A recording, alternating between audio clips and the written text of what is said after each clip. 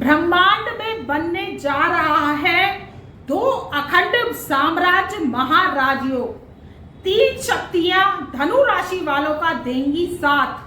सब कुछ बदलने वाला है और इतिहास आपका जो है अब बदलेगा 12 वर्ष के बाद। तो मित्रों, आज बात कर रहे हैं कि देव गुरु बृहस्पति जो 1 मई सन 2024 से 12:49 पर सुबह के राशि को परिवर्तन करेंगे और ये 12 वर्ष का राशि परिवर्तन इनका आपके छठे भाव में विराजमान होगा।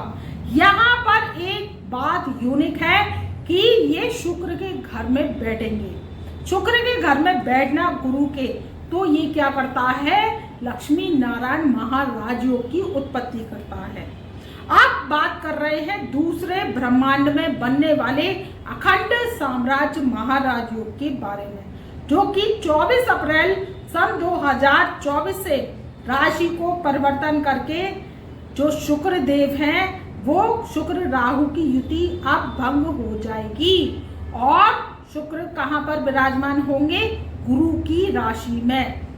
तो गुरु की राशि में शुक्र देव का बैठना और शुक्र की राशि में गुरु देव का बैठना, ये बहुत ही एक अच्छा पॉजिटिव साइन है। ये जब दो आचार्य ग्रह कैसे कि असुरों के जो आचार्य हैं, असुरों राक्षसों के जो देवता हैं वो कौन है, शुक्र देव, और जो शुभ ग्रहों के आचार्य हैं, शुभ ग्रहों के देवता हैं, वो है देवगुरु बृहस्पति। तो देवगुरु बृहस्पति तो बैठेंगे शुक्र की राशि में, एक घर आगे, और एक घर पीछे जो है मेष राशि में जो बैठेंगे मंगल की राशि में, वो बैठेंगे शुक्र देव। तो अब मंगल की राशि में शुक्र देव बैठेंगे तो लक्ष्मी नारायण महाराजयोग की उत्पत्ति करेंगे।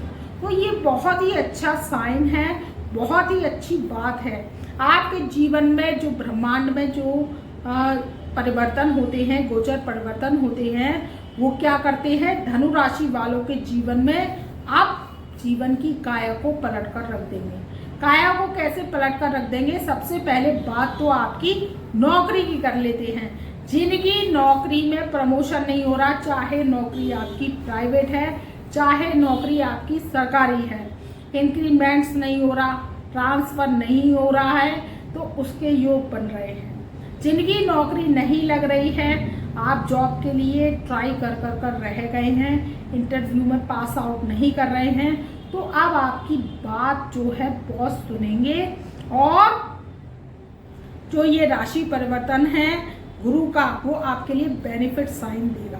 क्योंकि बेनिफिट साइन कैसे देगा, 3 जो दृष्टियां होती हैं देवगुरु बृहस्पति की, तो सबसे पहले जो दृष्टि पड़ेगी, पंचम दृष्टि आपके 10वें घर पर पड़ेगी। तो 10वां घर आपके किसका होता है, नौकरी का, व्यवसाय का, आपके फादर का और आपकी डेली इनकम का भी माना जाता है। तो ये जब आपकी ये दृष्टि है देवगुरु बृहस्पति की, इसमें अमृत वर्षा होती है। और देवगुरु बृहस्पति जब छठे हाउस में बैठे हैं, 6th हाउस में, बहुत ही अच्छा प्लेसमेंट बनाए हुए हैं। इसमें यहाँ पर इनका एक सूत्र काम करता है, स्थान हानि करो जीवा। तो अब लगन का स्वामी छठे आना तो अच्छा नहीं माना जाता, लेकिन यहाँ पर स्थान की किस स्थान में आ रहा है, छठे स्थान में।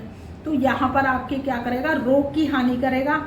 रोग आपके जो पहले मोटे मोटे आपके दवाइयों की बॉक्सेस बन गए थे, आपको जो रोग परेशान कर रहे थे, बीपी की शिकायत थी, डायबिटीज बढ़ रही थी, आपको हार्ट की प्रॉब्लम थी, या आपको जो कि रक्त था वो आपके जीवन में अशुद्ध हो चुका था, आपको इलाज नहीं मिल रहा था, थायराइड था, तो उस सब से आपको निजात मिलेगी। हम तो कहते हैं बिल्कुल खत्म हो जाए, लेकिन देखिए बीमारी का कम होना ही बहुत ही अच्छी बात है।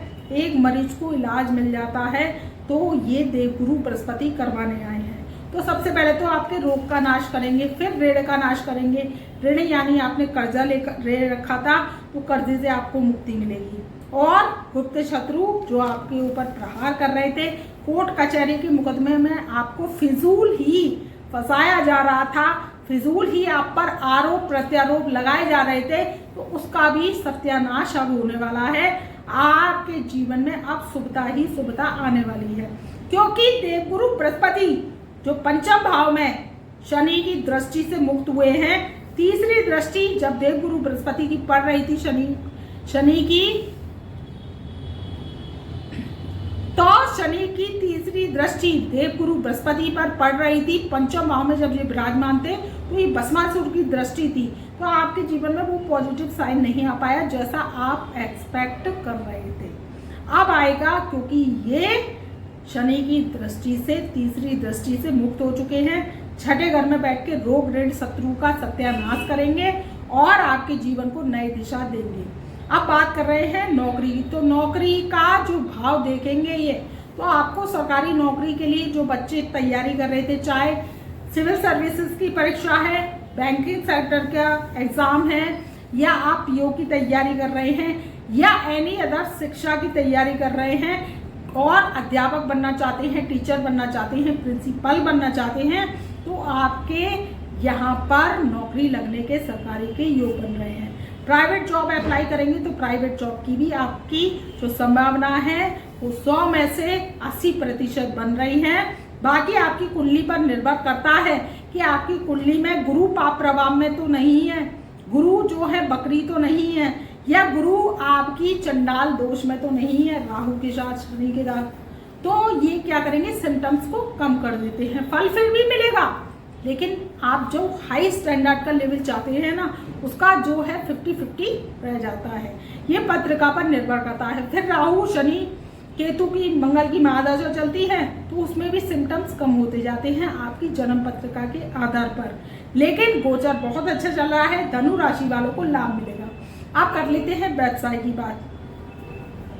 व्यवसाय के आपके बहुत अच्छे योग चल रहे हैं, चाहे आप खाने पीने से संबंधित काम करते हैं, रेस्टोरेंट चलाते हैं, या आप कोई भी गुरु से संबंधित काम करते हैं। गुरु की चीजें होती हैं फसल के जो जन्मदाता कहे जाते हैं वो देवगुरु बृहस्पति कहे जाते हैं। देवगुरु बृहस्पति जब प्रसन्न होते हैं तो पृथ्वी पर लहलहाती फसल होती है। फसल का अनाज होता है, अनाज अन्न होता है, अन्न जो मानव जीवन के लिए सर्वोपरि है। किसान जो है अन्न उगाने वाला जो है देवता माना जाता है। तो अन्न का जो है फसल का जो काम करते हैं, आप फर्टिलाइजर का काम करते हैं, खाद का काम करते हैं, बीज का काम करते हैं, या कोई भी खाने पीने से संबंधित काम करते हैं, आपके जीवन में अब उछाल आने वाला है। खर्चा होगा, शुभ मांगलिक कार्यों पर होगा, व्यवसाय तेजी से चलेगा। विवाह नहीं हो पा रहा था धनु राशि वालों का, तो ढोल ताशे शहनाई की तैयारी कर लीजिए, घोड़ी रथ की तैयारी कर लीजिए। लड़कियां हैं वो अच्छे ससुराल की तैयारी कर लीजिए। आपके योग आ चुके हैं तो आपको शुभ ही शुभ मिलेगा। अब इनकी जो दृष्टि है, जो कि 9वीं दृष्टि जिसमें अमृत वर्षा होती है, वो आपके कुटुंब, धन, कुटुंब, बाड़ी स्थान पर पड़ेगी, 2nd हाउस पर। तो देवगुरु बृहस्पति की दृष्टियों में अमृत वर्षा है। आपके जीवन में अमृत ही अमृत वर्षेगा। कुटुंब में नए व्यक्ति की जो है एंट्री होगी, चाहे संतान को लेकर आप संतान चाहते हैं तो आपकी संतान हो जाएगी, विवाह चाहते हैं तो विवाह हो जाएगा, आपके घर में वधू आएगी और आपके घर में एक दामाद आ सकता है। अगर आप लड़की का विवाह कर रहे हैं, लड़के का कर रहे हैं तो वो वधू आगमन के योग है।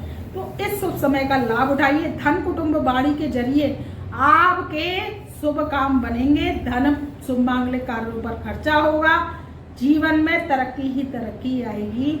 और जो शुक्रदेव हैं वो समसप्तक दृष्टि से आपके लाभ स्थान को देखेंगे। तो ये 2 ग्रह जो ब्रह्मांड में राजयोग बना रहे हैं, आपके जीवन में तरक्की ही तरक्की लेकर आ रहे हैं। व्हाट्सएप के माध्यम से जुड़ सकते हैं, अपनी परेशानी समस्या का हमसे समाधान करा सकते हैं, हमसे अपॉइंटमेंट ले सकते हैं और जीवन में अपनी समस्याओं का अंत कर सकते हैं। वीडियो पसंद आए तो चैनल को लाइक करें, सब्सक्राइब करें और बेल आइकन के ऑल वाले बटन को प्रेस करें, जिससे हमारी वीडियोस की नई नई नोटिफिकेशन आप तक पहले से पहले पहुंच सके। तब तक के लिए मेरा प्यार भरा